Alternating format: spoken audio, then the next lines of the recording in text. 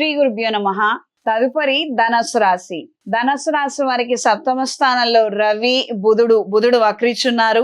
ఆరింట కుజుడు, అష్టమ స్థానంలో గురువు, భాగ్యస్థానంలో శుక్రుడు, కేతువు, తృతీయ స్థానంలో రాహువు, చతుర్థ స్థానంలో శనేశ్వరుడు.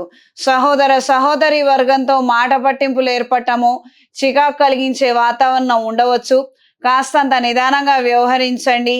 అనవసరమైనటువంటి గొడవలకి, చికాకులకి మాత్రం ప్రత్యేకించి మీరు ప్రారంభించొద్దు. మీరు దానికి ఆద్యం పోసే ప్రయత్నం చేయవద్దు. వాళ్ళు ఏమన్నా చేసుకొనివ్వనండి, చూసి చూడనట్టుగా ఉండండి. మన చేతిలో ఉన్నటువంటి కార్యక్రమాలు, మన చేతిలో ఉన్నటువంటి పనులు పూర్తయ్యాక ఆ తర్వాత ఏ నిర్ణయం తీసుకోవాలో ఆ ప్రకారంగా నిర్ణయం చేయవచ్చు. సంతానానికి సంబంధించినటువంటి ముఖ్యమైనటువంటి అంశాలు నెరవేరుతాయి. కార్యానుకూలత కలిసి వస్తుంది.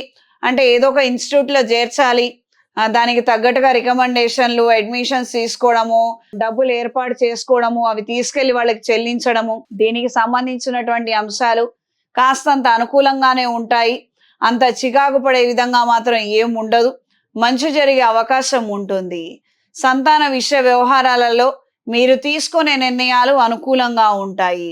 దూర ప్రాంతంలో ఉన్నటువంటి స్థలాన్ని అమ్మివేయాలన్న ఆలోచనలు కలిగి ఉంటారు.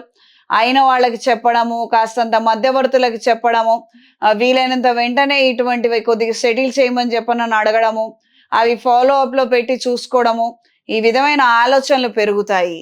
ఖాళీగా స్థలాన్నైనా కానీ ఇంటినైనా కానీ ఉంచకూడదు. అద్దెకి ఇవ్వడమో, లీజ్కి ఇవ్వడమో, లేదా మరీ బాగాలేదని అనుకుంటే అమ్మి వేస్తే బాగుంటుంది అన్నటువంటి ఇలాంటి ఆలోచనలు ఎక్కువ శాతం పెరుగుతూ ఉంటాయి.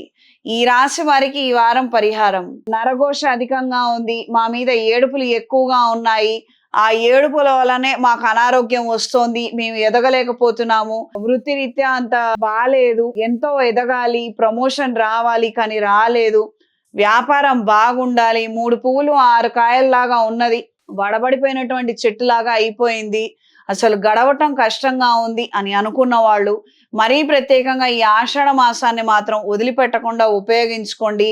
అమ్మవారి ఆశీస్సులు మీరు పొందితే గనక మంచి భవిష్యత్తు ఉంటుందండి. ఎన్నో మార్పులు వస్తాయి మీ జీవితంలో. నేను చెప్తున్నది కాదు, అమ్మవారి పూజలు చేసుకున్న వాళ్ళు వాళ్ళ అనుభవంతో వాళ్ళు దాటినటువంటి కష్టాల గురించి చెప్పేటప్పుడు మనకు తెలుస్తుంది. చాలా అంటే చాలా తేలికగా ప్రతిరోజు 10 నిమిషాల్లో చేసుకునేటువంటి విధంగా పూజని, ఆ తాలూకు వీడియోని నేను అప్లోడ్ చేస్తున్నాను. ఆ ప్రకారంగా ఫాలో అవ్వండి. ప్రతిరోజు దుర్గాదేవి అమ్మవారి అష్టోత్తరాన్ని వినండి. మంచి జరుగుతుంది మీకు. ఈ రాశిలో జన్మించిన స్త్రీలకు ఈ వారం ఉద్యోగరీత్యా కలిసి వస్తుంది. ఊహించనటువంటి కొన్ని మంచి మార్పులు జరుగుతాయి. పొలిటికల్ గా ఉన్న వాళ్ళకు కూడా కాలం కలిసి వస్తుంది. ఎక్కడో ఎవరికో ఏదో రాలేదని మనకి రాదు, వచ్చే అవకాశం లేదని మాత్రం అనుకోదు. మీరు చేసే మానవ ప్రయత్నం మీరు చెయ్యండి. మీ జాతకం వేరు, అవతల వాళ్ళది వేరు. కాబట్టి మీకు జరిగే అవకాశం లేదని మాత్రం అనుకోదు. మీ ప్రయత్నం మీరు చెయ్యండి.